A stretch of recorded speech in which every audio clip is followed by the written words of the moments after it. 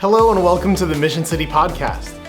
My guess is that close to all of us are on social media. Whether it's Facebook, Instagram, TikTok, or any other platform, social media is so prevalent in our lives. The question is, how can we use social media in a God-honoring way? Well, today we have our communications director, Justin Ellis, joining us to share some insights on social media, how we can use it personally, and how we as a church use it to reach people with the gospel. I learned a lot from today's session, and I hope that you do too. So let's go ahead and get into today's session. Hey guys, good afternoon. How you doing? Doing well. Good to see you again, Dave. Man, good to see you, Don. Today we got our communications director here at Mission City, Justin Ellis, in the house with us. Justin, how are you today? I'm good, and it's arts and crafts, Dave. Arts and crafts. Exactly. Our arts and crafts guys. So lots of crayons getting used. Anything to do with felt, I'm your man. Felt, crayons, and Elmer's glue. Watercolors. Yes, exactly. Glitter. It's always a fun time. But we're glad that you're here today. Yeah. Justin oversees all of our communications things and our branding stuff as well. Mm-hmm. And so we wanted to have you in today, talk a little bit more about that. Don and I aren't exactly authorities when it comes to those topics. And so we wanted to bring somebody in because I know one of the main things with social media is the time waste. That a lot of people can get on Facebook and scroll, or get on Instagram and scroll. Do you scroll on Instagram? I don't even know. Or whatever it is, the next thing you know, 6 hours has gone by. And so what are some healthy things that we can do when it comes to our social media and using that for the glory of God? Oh, yeah. For using it for the glory of God is one whole other aspect. But I think guarding, giving yourself some guidelines and some guards while you're using social media is healthy for everybody to kind of establish. I actually think when you think back to when our social media platforms really started hitting through your media devices and so forth, the intention was to build community, right? So thus they gave them the social moniker, right? But nowadays, it's really moved away from being a social tool and has become more of a communications tool, or not a communications, or an entertainment tool. Did that sort of just evolve over time? Is that kind of what? Because I really wasn't all that involved ever myself personally, social media stuff and all that.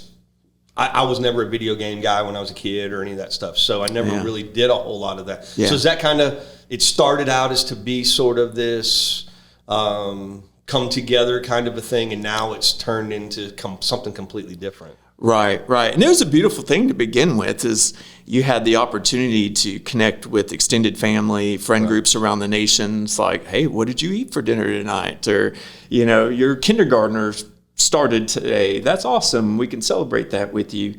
And the way the app developers have coded the things now, it's really starting to push more of think of it the way TV is produced, movies are produced. It's an escape now. It's less of it like, hey, I'm staying updated with my community. It's now an entertainment platform. Well, it's definitely gone that way, I think, because aren't most of the platforms that started out to connect people, like you're saying, aren't most of them now like the most popular element are the little short videos that you just eternally scroll through, one right after the other, one right after the other. Yeah. And I mean, I think that's the most popular element of them anyway. I mean, they seem to be just taking off in that area. Right. And I think a lot of it has become like television. When you go back a few decades, and you'd have the jokes about people sitting on the sofa for 8 hours watching TV,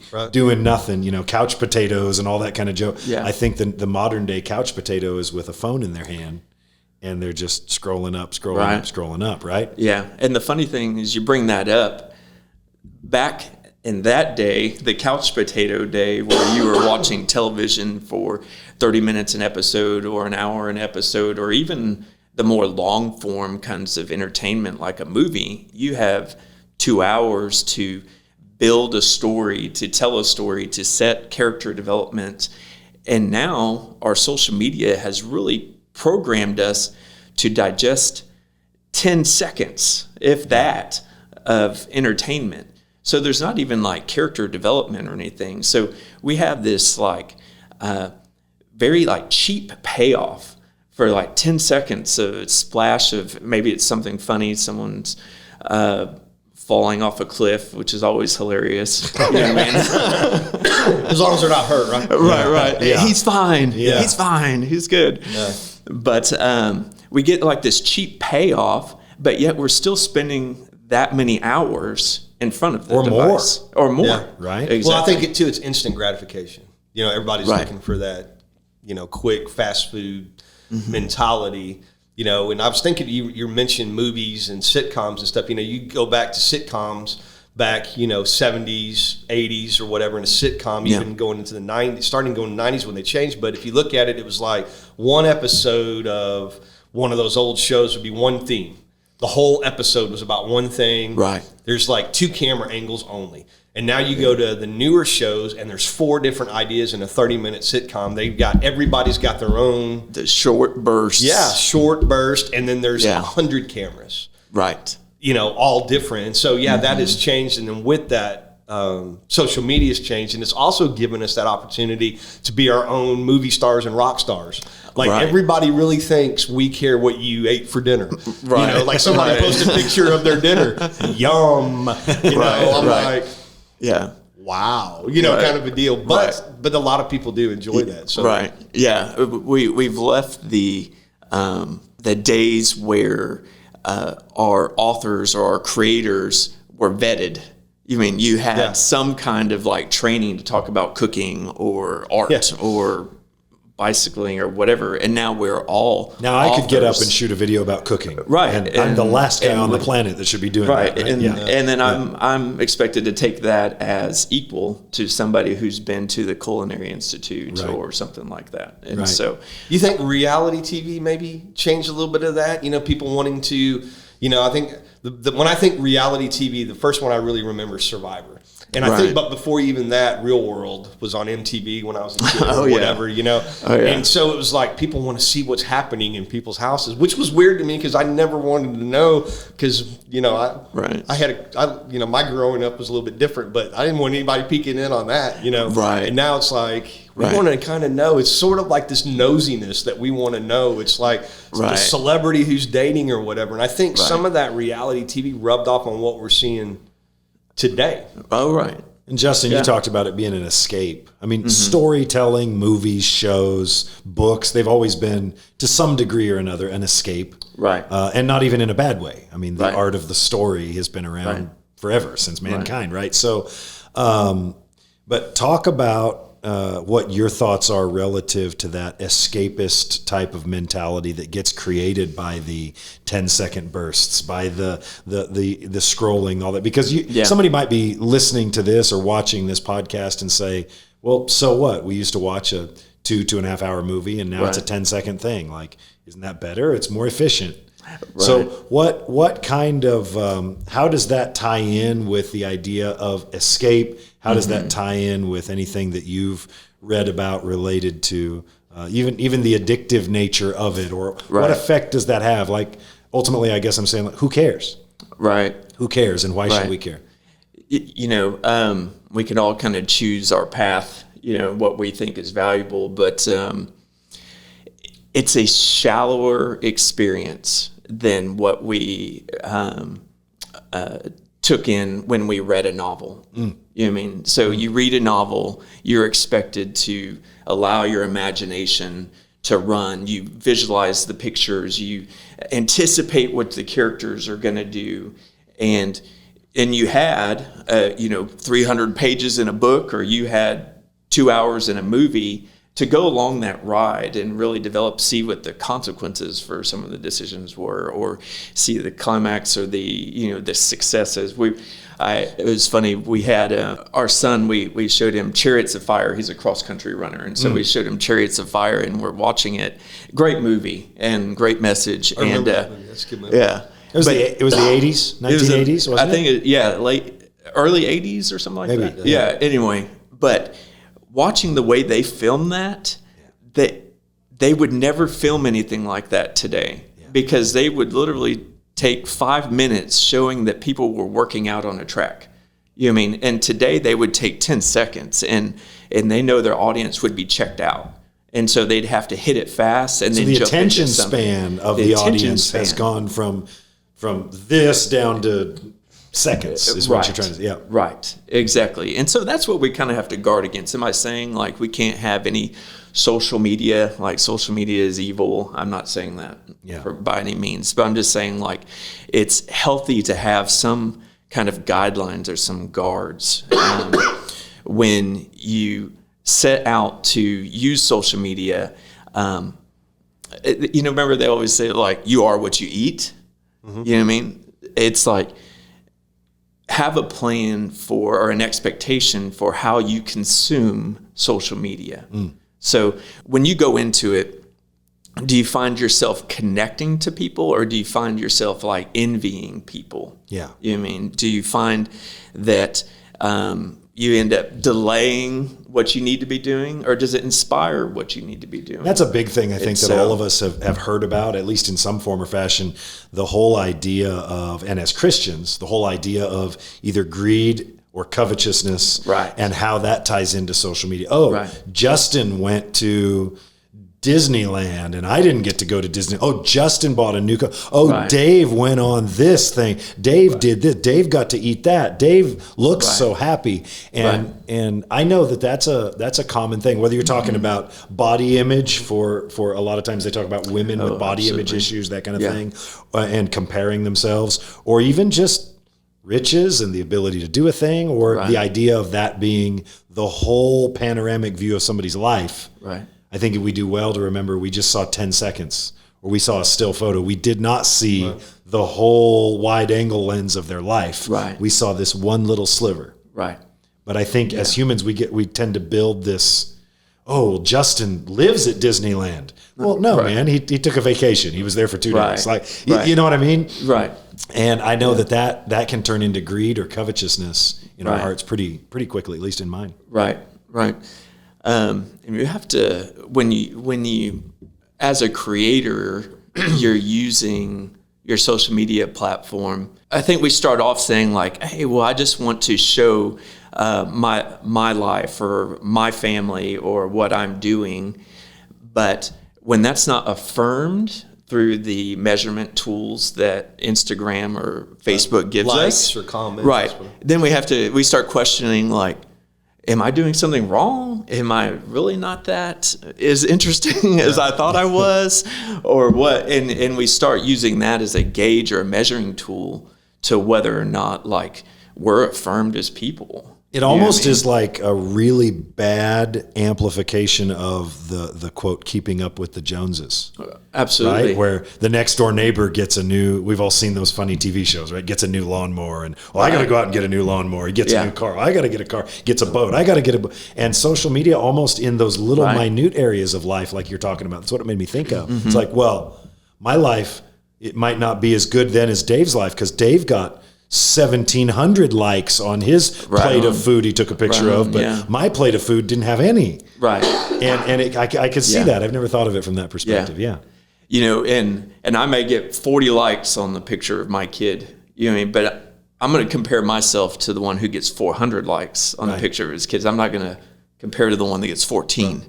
You know what I mean? I'm always going to be comparing to somebody else that's, Yeah, it's a real trap to kind of lose the joy and the contentment that Christ can bring to us. It's a real trap to fall into that. Well, it's where you get your self-worth. Yeah. If I get my self-worth in how many likes, how many followers, how many whatever that I've got, is that what my satisfaction comes from? And I think like you said, the dangerous thing is we look at one snippet of something and we're like, well, that's the life. I remember Tiger Woods made this incredible shot one day.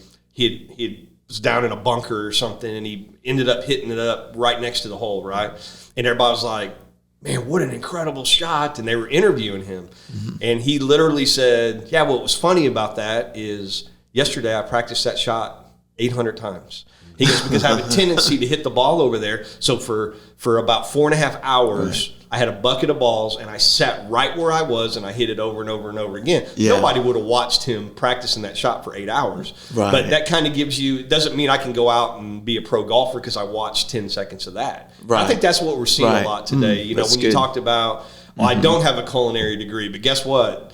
You Yeah. know, you didn't see that I burned my kitchen down, you know, Right. or whatever behind me, because all I Right. did was take a picture of whatever it is. And I think that's one of the Yeah. things that causes, you know, a lot of envy. But if our self-worth is in the finished work of Jesus Christ, and really as we transition now, talking into a little bit about how do we use our social media here at Mission City to reach as many people? Yeah. You're tasked with Yeah. that sort of a thing. I know it weighs on you, and you're very prayerful and considerate in how you seek to make much of Jesus through social media. So what does that look like for you and for your team? Yeah, for us, we had to sit down and really ask some hard questions. It's like, every person is like, well, we have to have a YouTube, and we have to have an Instagram, and we have to, every ministry have to have their own Instagram, and then all of a sudden, like it is a spider web of effort for what? You know what I mean? And so like we're going all over the place, but we don't really have a clearly defined goal of what success is. And so we really had to sit down and kind of create a few guidelines. And one of those goals is to not make the tool the goal. So like, What does that mean? Explain that. So basically, like, Instagram is not the goal, or to be on Instagram is not the goal. So why are we on Instagram? We have to ask the question, like, what is success after we post things or we invest this much time or energy into something? What is success on the other end? And if you quickly look at it, you would say, like, well, how many likes are on that, or how many follows, or how many comments? But I think it's valuable not to use the measurement tools that the platform has given us. So we've decided to kind of stray away from like looking at likes and comments and things like that, and to kind of redefine our measurement of success in something that we can actually control. So it's like we can't control the algorithm. We can't control the to some degree we can control like what time we post, but we can't control like whether or not somebody responds or likes or anything like that. Yeah. So all we can do is take a step back and redefine what it looks like for success. And some of it, And like that's- any kind of, and if you call communications and you mix that with the word marketing, I mean, some of it is not truly definable in concrete ways, right? Right. I mean, isn't some of it just getting the word out? Correct. Because as Mission City, we share the gospel of Jesus Christ very specifically. So some of our goal that you're talking about is not just check the box, we're on Instagram, check the box, we're on Facebook, we're on YouTube, we're on. So what? That's not the goal. That's Right. what you mean by don't make the tool the goal, right? Exactly. But even in that, some of it is kind of a, wouldn't you say it's like more of a longer term play versus we posted that one thing, was it successful? Isn't some of it more of over the course of a couple of years as we continue to do these particular It's like things? Novocaine, what do give we it say? time, it'll start to work. Right. Exactly. Just keep doing it. Talk about that related Yeah. to that goal for us as well, because ultimately the goal of your department and your team that works for you Right. has to be the goal of the church, which is to engage people where they are with the gospel of Jesus Christ and lead them into lives of transformation. Absolutely. So some of those are kind of, what I mean by that is some of the things you look at on social media don't seem to be like, look, there's X number of people that came to the church because they saw us on Instagram, or accepted Christ because they saw us on Instagram. What would some of those specific goals look like as you post? Talk through a little bit briefly about the heart behind some of the posts. What are we trying to achieve? Yeah, absolutely. We've kind of looked at, I'm going to kind of separate some of the different social media platforms and talk about our goals on each of those, but then I'm going to step back and talk a little bit more about our plan for social media as a whole. For something like Facebook, we really look at it as more of kind of like a newspaper. That's kind of our goal, is when we're posting something to Facebook, we expect that the way people are using it is what's happening today. Kind of informational almost? Yeah, informational. Use kind of, you flip through it, you get kind of the highlights and updates. Because they have worship at 9:30 and 11. They have life groups. Right, Okay. exactly.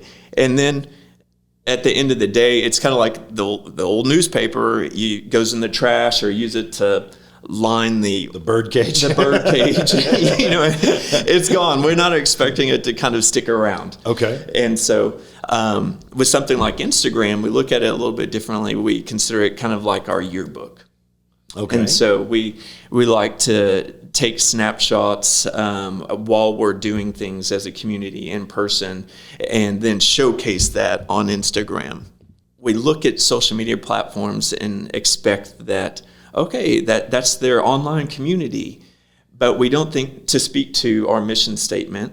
It's like we're engaging people where they are with the gospel of Jesus Christ and leading them into lives of transformation. We You don't. said that nice. I did okay. Did all right? Check that.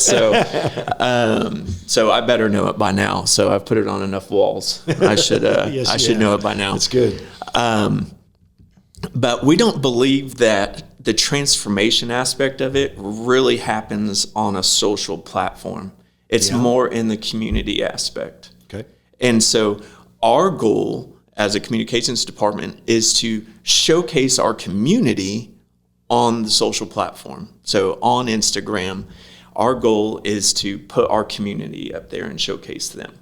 So In order that they could get engaged in, I'll call it real life, as offensive as that may be in the topic of this discussion, but Right. in real life, we want them to be engaged, not just on their device. Is that yes, accurate? Okay. Yeah, exactly. Yeah, the goal is to, just like with the branding and everything, we want people to be able to see those things, you know, the sign in the yard, the hat, the shirt or whatever.